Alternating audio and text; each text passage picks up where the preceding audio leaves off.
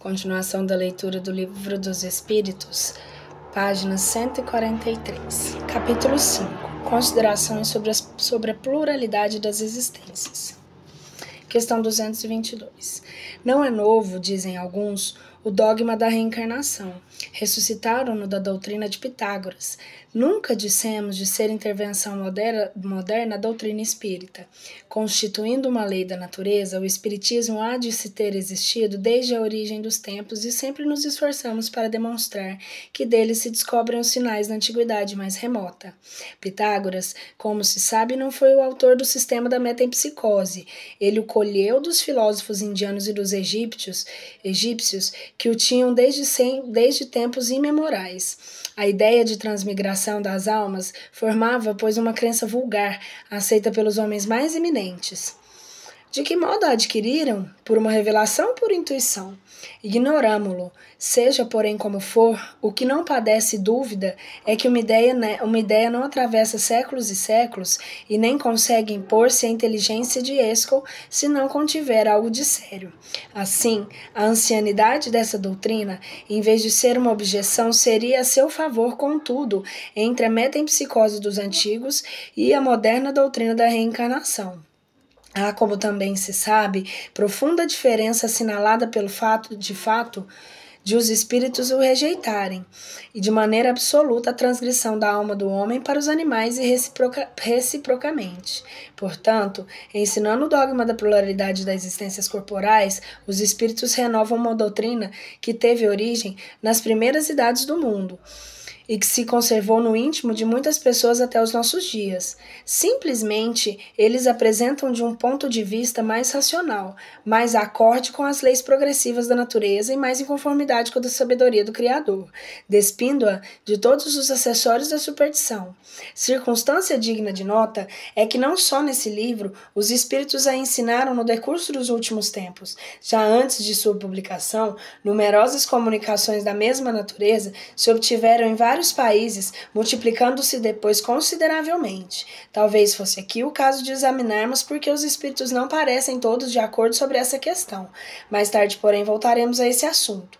Examinaremos de outro ponto de vista a matéria e, abstraindo de qualquer intervenção dos espíritos, deixemos-los de lado por enquanto. Suponhamos que essa teoria nada tem a ver com eles. Suponhamos que, mesmo que jamais se haja cogitado de espíritos,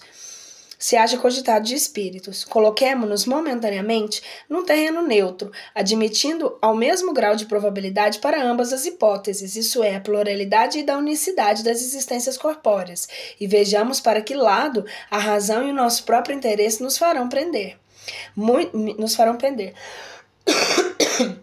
Muitos repelem a ideia de reencarnação só pelo motivo dela não lhes convir. Dizem que uma existência já lhes chega de sobra e que, portanto, não desejariam recomeçar outra semelhante. De alguns, sabemos que saltam em fúria só com o pensarem e tenham de voltar à terra. Perguntar-lhe-emos apenas se imaginam que Deus lhes pediu o parecer, ou consultou os gostos para regular o universo. Uma de duas, ou a reencarnação existe ou não existe. Se existe, nada importa que os contrarie. Terão a sofrer sem que para isso lhes peça Deus permissão. Afiguram-nos os que assim falam um doente a dizer: sofri hoje bastante, não quero sofrer mais amanhã. Qualquer que seja o mau humor, não terá por isso que sofrer menos no dia seguinte, nem nos que sucedem até o que ache curado. Consequentemente, se os que de tal maneira se externam tiverem que viver de novo corporalmente, tornarão a viver e reencarnarão. Nada lhes adiantará rebelarem-se. Quais crianças não querem ir ao colégio ou condenados para prisão? Passarão pelo que têm de passar. São demasiado pueris semelhantes objeções para merecerem mais seriamente examinadas. Diremos, todavia, aos que o formulam que se tranquilizem que a doutrina espírita no tocante à reencarnação não é tão terrível como a julgam, que se houvessem estudado a fundo, não se mostrariam tão aterrorizados e saberiam que deles dependem as condições da nova existência, que será feliz ou desgraçada, conforme que tiverem feito nesse mundo, que desde agora poderão elevar-se tão alto que a recaída no ladação não lhes seja mais de temer. Supomos dirigir-nos às pessoas que acreditam no futuro depois da morte e não aos que criam para si a perspectiva do nada ou pretendem que suas almas vão afogar no mundo universal, onde perdem a individualidade com os pingos da chuva no oceano, o que vem a dar quase no mesmo. Ora, pois se credes num futuro qualquer, não admitis que ele seja idêntico para todos, porquanto, de outro modo, qual a utilidade do bem? Por que haveria o homem de constranger-se? Por que deixaria de satisfazer todas as suas paixões a todos os seus desejos, embora à custa de outrem uma vez, por isso não ficaria sendo melhor e nem pior? Credes, ao contrário, que esse futuro será mais ou menos ditoso ou inditoso, conforme o que houverdes feitos durante a vida. Então desejais que seja tão afortunado quanto possível, visto que há de durar pela eternidade, não? Mas, porventura, teríeis a pretensão de serdes dos homens mais perfeitos que hajam existido na terra, e pois com o direito de alcançardes um salto à suprema felicidade dos eleitos? Não admitis, então, que há homens de valor maior que o vosso e com direito a um lugar melhor, sem daí resultar que vos conteis entre os reprobos? Pois bem, colocai-vos mentalmente, por um instante nessa situação intermédia, que será a vossa, como acabastes de reconhecer, e imaginai que alguém venha vos dizer: sofreis, não sois tão felizes quanto podereis ser, ao passo de que diante vós, seres que gozam de completa ventura, quis mudar na deles a vossa posição? Certamente, respondereis. Que devemos fazer? Quase nada. Recomeçar o trabalho mal executado e executá-lo melhor. Hesitareis em aceitar ainda que há poder de muitas existências de provações? Façamos outra comparação mais prosaica. Figuremos que há um homem que, sem ter chegado à miséria extrema, sofre, no entanto, privações por escassez de recursos, viessem dizer: aqui está uma riqueza imensa que podes gozar. Para isso, só é necessário que trabalhes arduamente durante 1 minuto. Fosse ele o mais preguiçoso da terra, sem hesitar diria: trabalhemos 1 minuto, 2 minutos, 1 hora, 1 dia, se for preciso. Que importa isso, desde que me leve a acabar com os meus dias na fartura? Ora, que é a duração da vida corpórea em confronto com a eternidade? Menos que 1 minuto, menos que 1 segundo. Temos visto algumas pessoas raciocinarem desse modo. Não é possível que Deus, soberanamente bom como é, o imponha ao homem a obrigação de recomeçar uma série de misérias e tribulações. Acharão, porventura, essas pessoas que há mais bondade em condenar Deus, o homem, a sofrer perpetuamente por motivo de alguns momentos de erro, do que lhe facultar meios de reparar as suas faltas? 2 industriais contrataram 2 operários, cada um dos quais podia aspirar e se tornar sócio do respectivo patrão. Aconteceu que esses 2 operários, certa vez, empregaram muito mal o seu dia, merecendo ambos ser despedidos. Um dos industriais, não obstante as súplicas do seu operário, mandou-o embora, e o pobre operário, não tendo achado mais trabalho, acabou por morrer na miséria. O outro industrial disse ao seu operário: perdestes um dia, deves-me por isso uma compensação. Executaste mal o teu trabalho, ficaste a me dever uma reparação. Consisto que o recomeces. Trata de executá-lo bem, que te conservarei ao meu serviço e poderás continuar aspirando à posição superior que te prometi. Será preciso que perguntemos qual dos 2 industriais foi mais humano?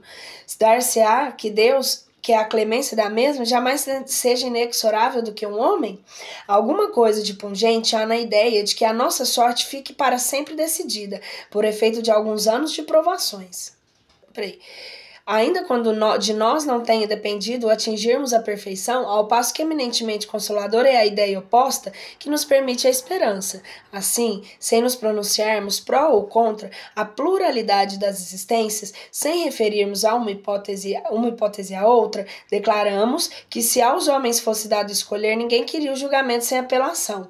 Diz um filósofo que se Deus não existisse, fora mister inventá-lo para a felicidade do gênero humano. Outro tanto se poderia dizer da pluralidade das existências, mas conforme anteriormente ponderamos, Deus não nos pede permissão, nem consulta nossos gostos. Ou isto é, ou não é. Vejamos de qual lado estão as probabilidades e encaremos de outro ponto de vista o assunto, unicamente como estudo filosófico, sempre abstraindo nos ensinos dos espíritos. Se não há reencarnação, só há, evidentemente, uma existência corporal. Se a nossa atual existência corpórea é única, a alma de cada homem foi criada por ocasião de seu nascimento, a menos que se admita a anterioridade da alma, caso que se caberia perguntar o que ela era antes do nascimento. E se o estado em que se achava não constituía uma existência sobre forma qualquer. Não há meio termo. Ou a alma existia ou não existia antes do corpo. Se existia, qual a situação? Tinha ou não consciência de si mesma? Se não tinha, é quase que não existisse. Se tinha individualidade, era progressiva ou estacionária? Num ou no outro, a que grau chegar a tomar o corpo? Admitindo ou que venha a ser o mesmo, que antes de encarnar só dispõe de faculdades negativas, perguntamos, por que mostrar a alma aptidões tão diversas e independentes das ideias de educação que lhe fez adquirir? De onde vem a aptidão extranormal que muitas crianças em tenra idade revelam para esta ou aquela arte, para esta ou aquela ciência, enquanto os outros se conservam inferiores ou medíocres durante a vida toda? Donde, em uns, as ideias inatas ou intuitivas, que nos outros não existem? Donde, em certas crianças, o instinto precoce revelam para os vícios ou para as virtudes os sentimentos inatos de dignidade ou de baixeza, constatando-se com o meio em que elas nasceram? Por que, abstraindo-se da educação de uns homens, são mais adiantados que os outros? Por que há selvagens e homens civilizados? Se tomardes de um menino etentote, recém-nascido, educares nos nossos meios, melhores liceus, fareis dele algum dia um Laplace ou um Newton? Qual a filosofia ou a teosofia é capaz de resolver esses problemas? E fora a dúvida que ou as almas são iguais ao nascerem ou são desiguais. Se são iguais, por que entre elas tão grande diversidade de aptidões? Dir-se-á que isso depende do organismo, mas então achamos-nos a presença da mais monstruosa e imortal das doutrinas. O homem seria simples máquina, joguete da matéria. Deixaria de ter responsabilidade de seus atos, pois que poderia atribuir tudo às imperfeições físicas. Se as almas são desiguais, é que Deus criou assim. Nesse caso, porém, porque a inata superioridade concedida a algumas, corresponderá essa parcialidade à justiça de Deus e ao amor que ele consagra igualmente a todas as suas criaturas? Admitamos, ao contrário, uma série de progressivas existências anteriores para cada alma, e tudo se explica. Ao nascerem, trazem os homens a intuição de que aprenderam antes, são mais ou menos adiantados, conforme o número de existências que contém, conforme já estejam.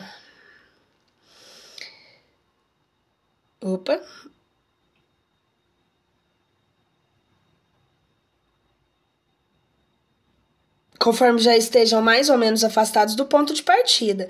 Dá-se aí exatamente o que se observa numa reunião de indivíduos de todas as idades, onde cada um terá desenvolvimento proporcionado ao número de anos que tenha vivido.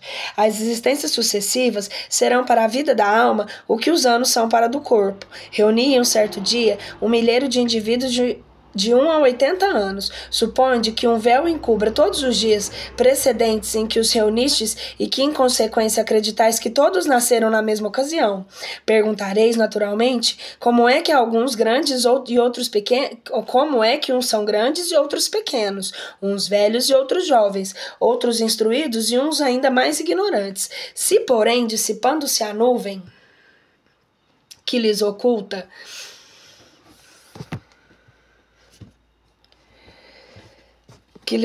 o passado, vier de saber que todos são vividos mais ou menos tempo, e que tudo vos tornará explicado. Deus, em sua justiça, não pode ter criado almas mais ou menos perfeitas. Com a pluralidade das existências, é desigualdade que notamos.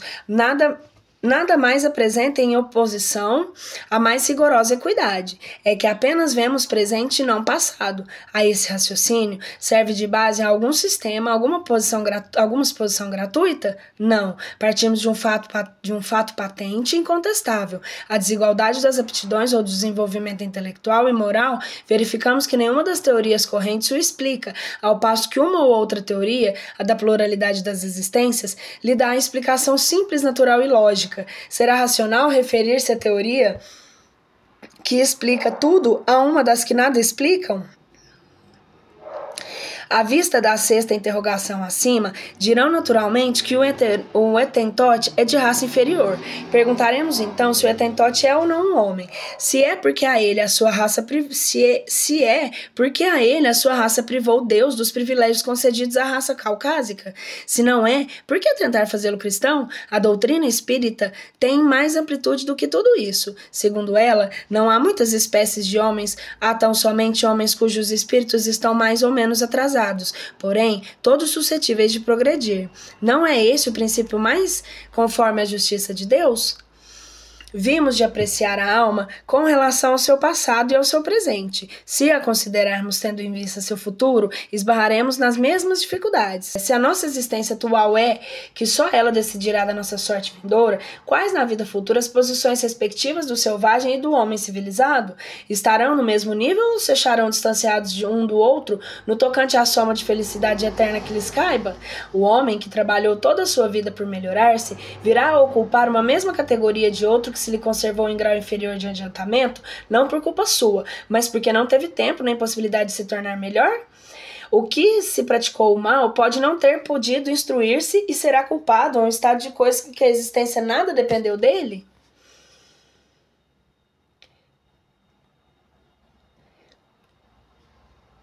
Trabalhe-se continuamente por esclarecer, moralizar e civilizar os homens.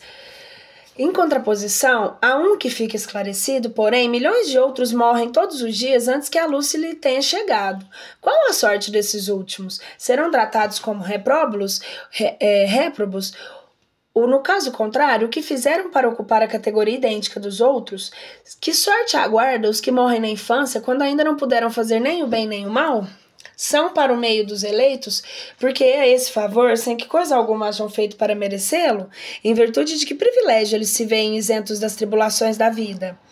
Haverá uma doutrina capaz de resolver esses problemas? Admitam as existências consecutivas e tudo se explicará conforme a justiça de Deus. O que não se pode fazer numa existência, faça em outra. Assim é que ninguém escapa à lei do progresso, que cada um será recompensado segundo seu merecimento real, e que ninguém ficará excluído da felicidade suprema, a que todos podem aspirar, quaisquer que sejam os obstáculos com o que topem no caminho.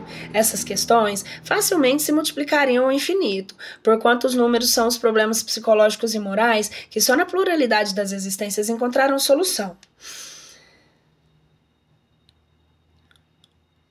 Limitamo-nos a formular de ordem mais geral, como quer que seja, alegar-se-á que talvez a Igreja não admite a doutrina da reencarnação, que ela subverteria a religião. Não temos o intuito de tratar dessa questão nesse momento. Basta-nos havermos demonstrado que aquela doutrina é eminente moral e racional. Ora, o que é moral e racional não pode estar em oposição a uma religião que proclama ser Deus a bondade e a razão por excelência, que teria sido da religião se contra a opinião universal e o testemunho da ciência se houvesse obstinadamente recusado a render-se à evidência e expulsado do seu seio todos os que não acreditassem no movimento do Sol nos 6 dias da criação. Que crédito houvera merecido e que autoridade teria dito entre esses povos ocultos uma religião fundada em erros manifestos e que impudesse como artigo de fé? Logo que a evidência se patenteou, a Igreja criteriosamente se colocou ao lado da evidência. Uma vez provado que certas coisas existentes seriam impossíveis sem a reencarnação, que a não ser por esse meio não se consegue explicar alguns pontos do dogma, cumpre admiti-lo reconhecer primeiramente o aparente antagonismo entre a doutrina e a doutrina dogmática. Mais adiante, mostraremos que talvez seja muito menor do que se pensa a distância que da doutrina e das vidas sucessivas separa a religião e que a esta não faria aquela doutrina maior mal do que lhes fizeram descobertas do movimento da Terra e dos períodos geológicos, as quais, à primeira vista, pareceram desmentir os textos sagrados. Ademais, o princípio da reencarnação ressalta de muitas passagens das Escrituras, achando-se especialmente formulado de modo explícito no Evangelho. Quando desciam da montanha, depois da transfiguração, Jesus lhe fez essa recomendação: não faleis a ninguém do que acabaste de ver até que o Filho do Homem tenha ressuscitado dentre os mortos. Perguntaram-lhe então seus discípulos: Por que dizem escribas ser preciso que primeiro venha Elias? Respondeu-lhe Jesus: É certo que Elias há de vir e que restabelecerá todas as coisas.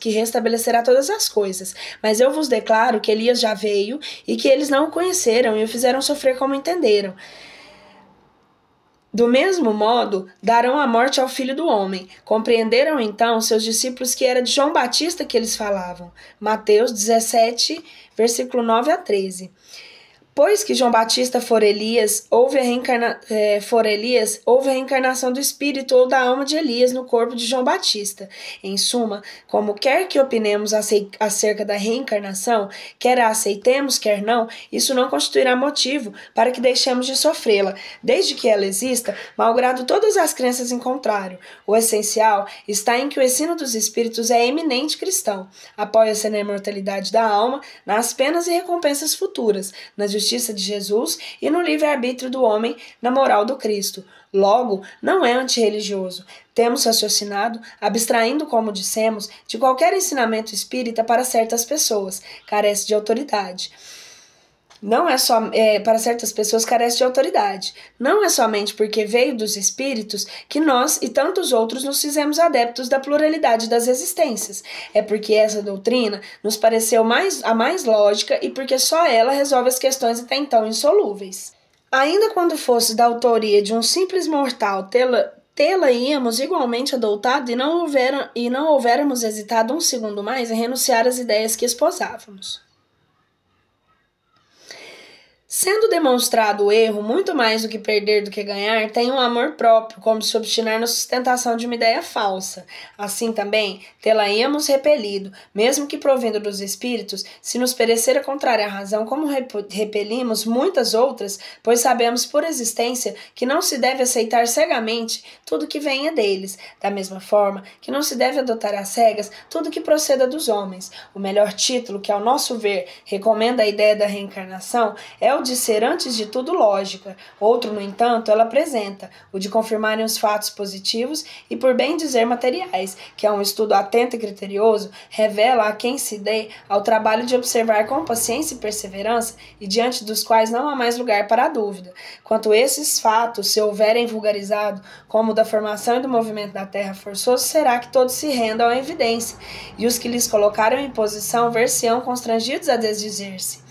Reconheçamos, portanto, em resumo, que só a doutrina da pluralidade da existência explica o que sem ela se mantém inexplicável, o que é altamente consolador e conforme a mais rigorosa justiça, que constitui para o homem a âncora da salvação de Deus, que Deus por misericórdia lhe concedeu.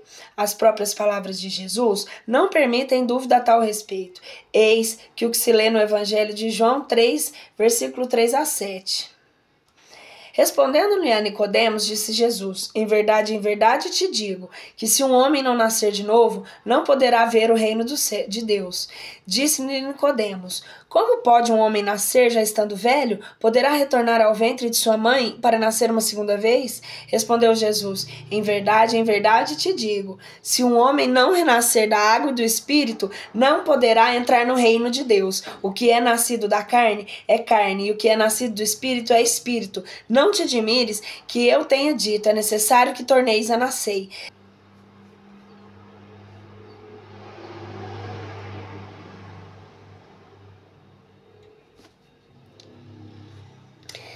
Da vida espírita, espíritos errantes. 223. A alma reencarna logo depois de se haver separado do corpo? Algumas vezes reencarna imediatamente, porém, de ordinário, só o faz depois de intervalos mais ou menos longos. Nos mundos superiores, a reencarnação é quase sempre imediata, sendo aí menos grosseira a matéria corporal. Mais ou menos grosseira a matéria corporal. O espírito, quando encarnado nesses mundos, goza quase que de todas as suas faculdades de espírito, sendo do seu estado normal o dos sonâmbulos lúcidos entre vós. 224. Que é a alma no intervalo das encarnações, espírito errante, que aspira ao novo destino que se espera. Quando podem durar esses intervalos? Desde que algumas horas até alguns milhares de séculos. Propriamente falando, não há extremo limite estabelecido para o estado de erraticidade, que pode se prolongar muitíssimo mas que nunca é perpétuo. Cedo ou tarde, o espírito terá que volver a uma existência apropriada a purificá-lo das máculas que suas existências precedentes. B. Essa duração depende da vontade do espírito ou lhe pode ser imposta como expiação. É uma consequência do livre-arbítrio. Os espíritos sabem perfeitamente o que fazem, mas também, para alguns, constitui uma punição que Deus lhe inflige. Outros pedem que ela se prolongue a fim de continuarem os estudos só na condição de um espírito livre podem efetuar-se com proveito. 225. A erraticidade é por si só um sinal de inferioridade dos espíritos?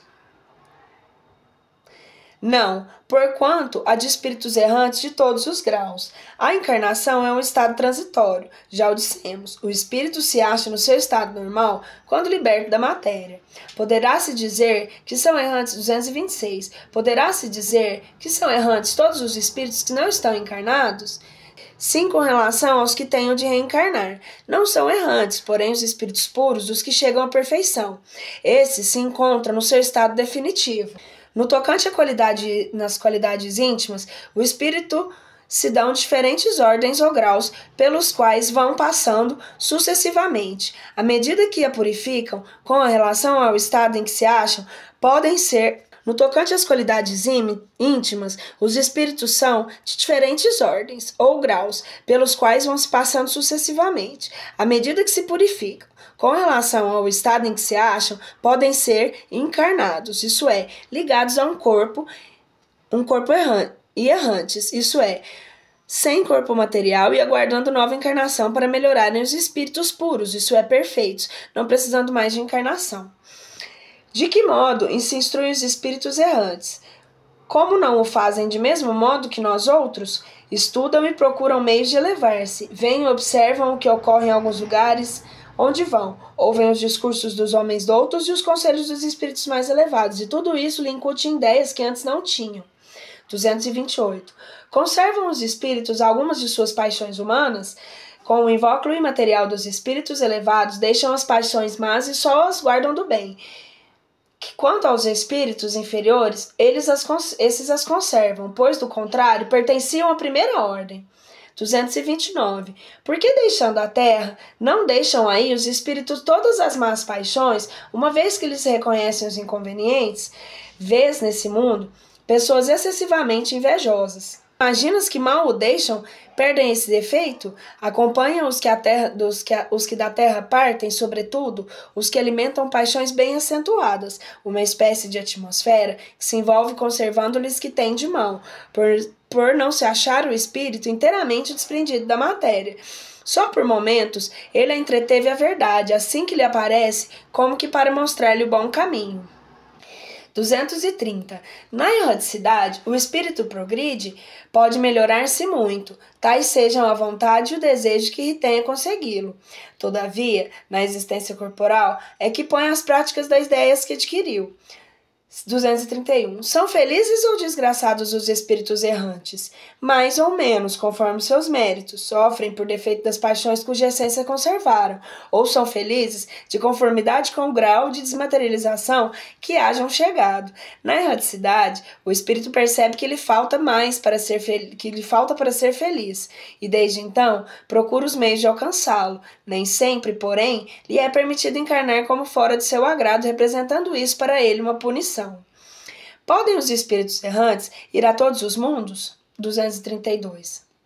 Conforme, pelo simples fato de haver deixado o corpo, o espírito não se acha completamente desprendido da matéria e continua a pertencer ao mundo onde acabou de viver ou a outro do mesmo grau, a menos que durante a vida se tenha elevado que, aliás, constitui o objetivo para que devem atender os seus esforços, pois, do contrário, nunca se aperfeiçoaria. Pode, no entanto, 236. A condição deles é meramente temporária. Ir a alguns mundos superiores, mas na qualidade de estrangeiro. A bem dizer, consegue apenas entrevê-lo de onde nasce e o desejo de melhorar-se para ser digno da felicidade que gozam os que habitam, para ser digno também de habitá-los mais tarde. Os espíritos já purificados, descem aos mundos inferiores, fazem-no frequentemente com o fim de auxiliar o progresso. A não ser assim, esses mundos estariam entregues a si mesmos, sem guias para dirigi-los.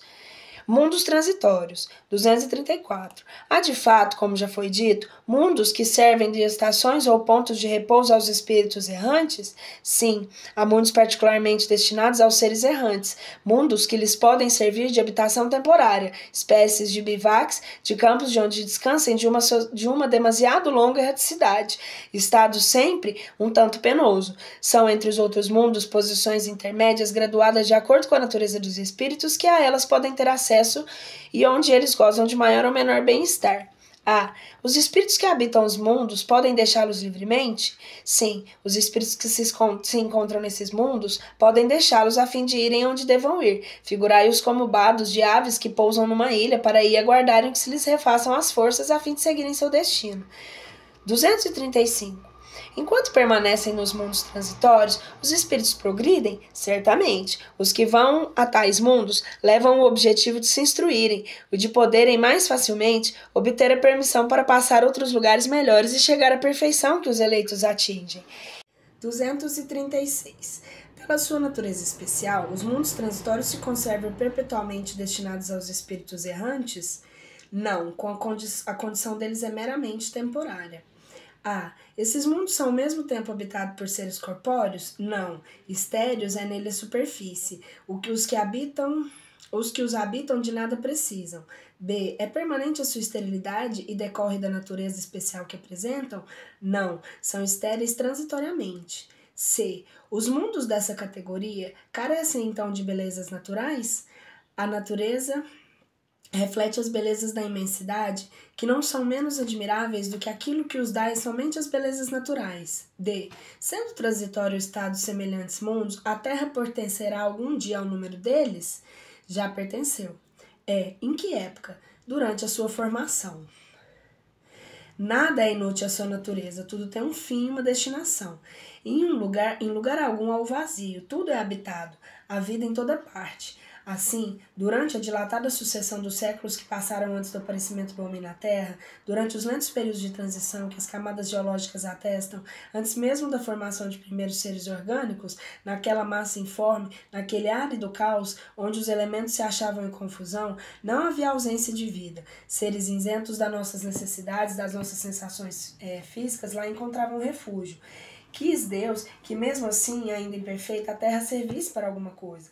Quem ousaria afirmar que entre os milhares de mundos e que giram na imensidade, um só dos menores, perdido no seio da multidão infinita deles, goza o privilégio exclusivo de ser povoado?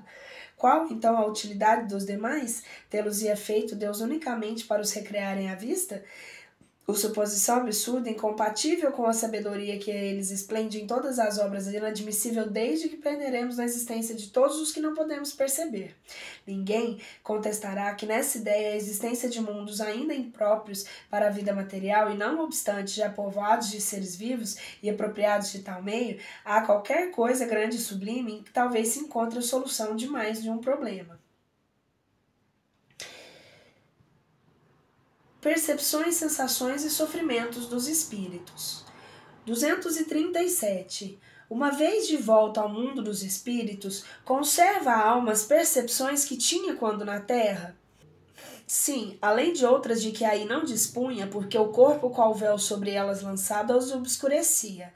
A inteligência é um atributo que tanto mais livremente se manifesta no espírito, quanto menos entrevés tem que vencer. 238. São ilimitadas as percepções e os conhecimentos dos espíritos? Numa palavra, eles sabem de tudo? Quanto mais se aproximam da perfeição, tanto mais sabem. Se são espíritos superiores, sabem muito. Os espíritos inferiores são mais ou menos ignorantes acerca de tudo. 239. Conhecem os espíritos o princípio das coisas, conforme a elevação e a pureza que hajam atingido. Os de ordem inferior não sabem mais do que os homens. 240. A duração, os espíritos compreendem como de nós. Não, e daí vem que sempre nos compreendeis quando se trata de determinar datas ou épocas. Os espíritos vivem fora do tempo como compreendemos. A duração para eles deixa, por assim dizer, de existir. Os séculos, para nós tão longos, não passam aos olhos deles de instantes que se movem na eternidade. Do mesmo modo que os relevos do solo se apagam e desaparecem para quem se eleva no espaço. Os espíritos fazem do presente mais precisa e exata 241. Os espíritos fazem do presente mais precisa e exata ideia do que nós, do mesmo modo que aquele que vê bem faz mais exata ideia das coisas que o cego. Os espíritos veem o que não vedes. Tudo apreciam, pois diversamente do modo por que o fazeis, mas também isso depende da elevação deles. 242. Como é que os espíritos têm conhecimento do passado? Esse conhecimento lhes é ilimitado? O passado, quando com ele nos ocupamos, é presente. Verifica-se, então, precisamente o que se passa contigo durante os recordas qualquer coisa que te impressionou ao curso do teu exílio. Simplesmente, como já nenhum véu material nos tol da inteligência, lembramos-nos mesmo daquilo que se apagou da memória. E nem tudo os espíritos sabem, porém a começar pela sua própria criação. 243. E o futuro? Os espíritos conhecem? Ainda isso depende da elevação de que tenham conquistado. Muitas vezes apenas o entreveem, porém nem sempre lhes é permitido revelá-lo. Quando o veem, parece-lhes presente. À medida que se aproxima de Deus, tanto mais claramente o espírito descortina o futuro. Depois da morte, a alma vê e apreende num golpe de vista suas passadas migrações, mas não pode ver o que Deus lhe reserva. Para que tal aconteça, é preciso que ao cabo de múltiplas existências se haja integrado nele. Os espíritos que alcançaram a perfeição absoluta têm conhecimento completo do futuro? Completo não se pode dizer, por isso que só Deus é soberano Senhor e ninguém pode igualar. 244. Os espíritos veem a Deus. Só os espíritos superiores veem e compreendem. Os inferiores sentem e adivinham.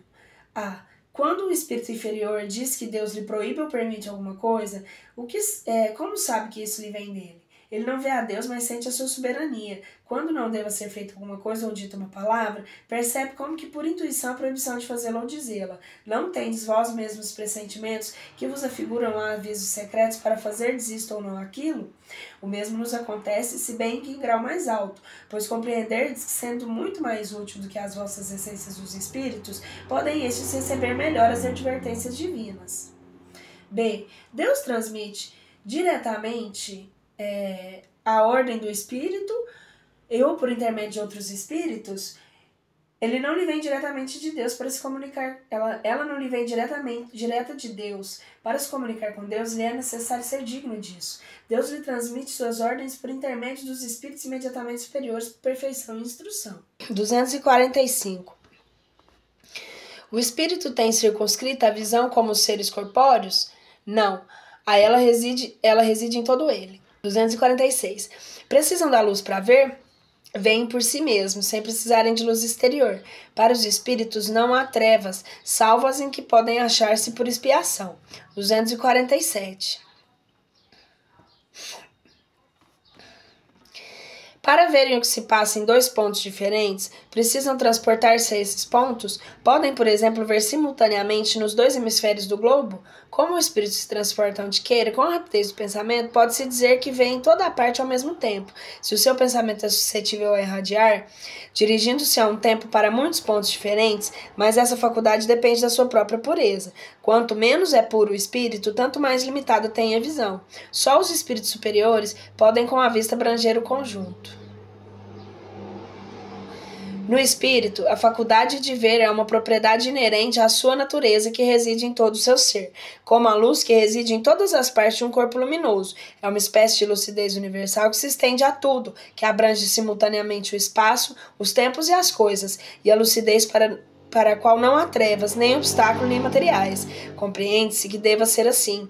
No homem, a visão se dá pelo funcionamento de um órgão que a luz impressiona. Daí segue que, não havendo luz, o homem fica na obscuridade. No espírito, como a faculdade de ver constitui um atributo seu, abstração feita de qualquer agente exterior, a visão independe da luz.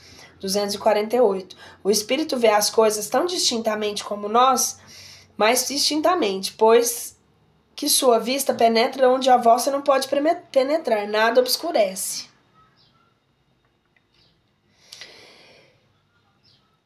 Percebe os sons? Sim, percebe os mesmos sons imperceptíveis para os vossos sentidos obtusos. No espírito, a faculdade de ouvir está em todo ele, como a de ver. Todas as percepções constituem atributos que o espírito lhe são inerentes ao ser. Quando os que revestem o corpo material, elas só lhe chegam pelo conduto dos órgãos. Deixam, porém, de estar localizadas em se achando ele na condição de espírito livre. 250. Constituindo elas atributos próprios a do espírito, ser-lhe-á possível subtrair-lhe as percepções? O espírito unicamente vê e ouve o que quer. Dizemos isso de um ponto de vista geral e em particular como referência aos espíritos elevados, porquanto os imperfeitos muitas vezes ouvem e veem a seu mau grado que lhes possa ser útil ao aperfeiçoamento. 251. São sensíveis às músicas, os espíritos? Aludes à música terrena? Que é ela comparada à música celeste? Essa harmonia de que nada na terra vos pode dar ideia, uma está para a outra como o canto do selvagem para a doce melodia. Não obstante, espíritos vulgares podem examinar certo prazer em ouvir a vossa música. Por lhes não ser dado, ainda compreendem outra mais sublime. A música possui infinitos encantos para os espíritos, por terem eles muito desenvolvidas as qualidades sensitivas. Refiro-me à música celeste, que é tudo que de mais belo e delicado a imaginação espiritual pode conceber. São sensíveis os espíritos às magnificências da natureza? 252. Tão diferentes são as belezas naturais dos mundos que longe estamos de conhecer. Sim, os espíritos são sensíveis a essas belezas, de acordo com as opiniões que tenham para apreciar e compreender. Para os espíritos elevados, há belezas de conjunto que, por assim dizer, apagam as das particularidades. 253. Os espíritos experimentam as nossas necessidades e sofrimentos físicos? Eles o conhecem porque o sofreram, não o experimentam, porém, materialmente, como vós outros são espíritos. 254. E a fadiga, a necessidade de repouso? Experimentam-nas? Não podem sentir a fadiga como a entendeis. Consequentemente, não precisam de descanso corporal como vós, pois que não possuem órgãos cujas forças devem ser reparadas. O espírito, entretanto, repousa no sentido de não estar em constante atividade. Ele não atua materialmente, a sua ação toda intelectual e inteiramente moral, seu repouso. Quer isso dizer que momentos há em que seu pensamento deixa de ser tão ativo quanto ao ato ordinário e não se fixa em qualquer objeto determinado. É um verdadeiro repouso, mas de nenhum modo comparável ao do corpo. A espécie de fadiga que os espíritos suscetíveis de sentir guarda relação com a inferioridade deles. Quanto mais elevados sejam, tanto menos precisarão de repousar. Quanto um espírito 155. Quando um espírito diz que sofre, de que natureza é o seu sofrimento? Angústias morais que o torturaram mais dolorosamente do que todos os sofrimentos físicos. 256. Como é, então, que alguns espíritos têm se queixado de sofrer do frio ou calor? É a reminiscência do que padecem durante a vida. Reminiscência não raro tão aflitiva quanto a realidade. Muitas vezes, no que eles assim dizem, apenas há uma comparação mediante a qual, em falta de coisa melhor, procuram exprimir a situação em que acham. Quando se lembram do corpo que revestiam, têm a impressão semelhante de uma pessoa que, havendo tirado o manto que a envolvia, julga o passado por algum tempo, que ainda o traz sobre os ombros. Ensaio teórico da sensação dos espíritos. O corpo é o instrumento da dor. Se não é a causa primária dessa, é pelo menos a causa imediata. A alma tem a percepção da dor. Essa percepção é o efeito. A lembrança de que é da dor a alma conserva. Pode ser muito mais penosa, mas não pode ter ação física. De fato, nem o frio nem o calor são capazes de desorganizar os tecidos da alma, que não é suscetível de congelar-se e nem de queimar-se. Não vemos todos os dias a recordação ou a apreensão de um sinal físico produzirem um efeito decimal como se real fora? Não havemos até causar a morte? Toda a gente sabe que aqueles a quem se amputou um membro costumam sentir dor no membro que lhes falta. Certo que aí não está a sede ou sequer o ponto de partida da dor. O que há apenas no que o cérebro guardou dessa impressão. Lícito, portanto, será admitir que coisa análoga ocorra nos sofrimentos do espírito após a morte. Um estudo aprofundado do perispírito, que não importe qual papel desempenha em todos os fenômenos espíritas, nas aparições vaporosas ou tangíveis, no estado em que o espírito venha a encontrar-se por ocasião da morte e na ideia, que tão frequentemente se manifesta, de que ainda está vivo, nas situações tão comoventes que nos revelam a dos suicidas, a dos suplicados e os que se deixam absorver pelos gozos materiais, e inúmeros outros fatos. Muita luz lançaram sobre essa questão, dando lugar a explicações que passamos a resumir. O perispírito é o laço que a matéria do corpo prende ao espírito, que tira do meio ambiente do fluido universal. Participa, ao mesmo tempo, da eletricidade, do fluido magnético e até de certo ponto da matéria inerte. Poder-se-ia dizer que é a quintessência da matéria, é o princípio da vida orgânica, porém não da vida intelectual, que reside no espírito. E, além disso, o agente das sensações exteriores. No corpo, os órgãos, servindo-lhes de condutos, localizam essas sensações, destruindo o corpo, que elas se tornaram gerais. Daí, o espírito não dizer que sofre mais da cabeça do que dos pés ou vice-versa. Não se confundam, porém, com as sensações do perispírito que se tornou independente com as do corpo. Essas últimas, só por termo de comparação, as podemos tomar e não por analogia. Libero do corpo, o espírito pode sofrer, mas esse sofrimento não é corporal. Embora não seja exclusivamente moral, como o remorso, pois o que ele se queixa de frio e calor. Também não sofre mais no inverno que no verão. Temo-los visto atravessar em chamas sem experiência de qualquer dor.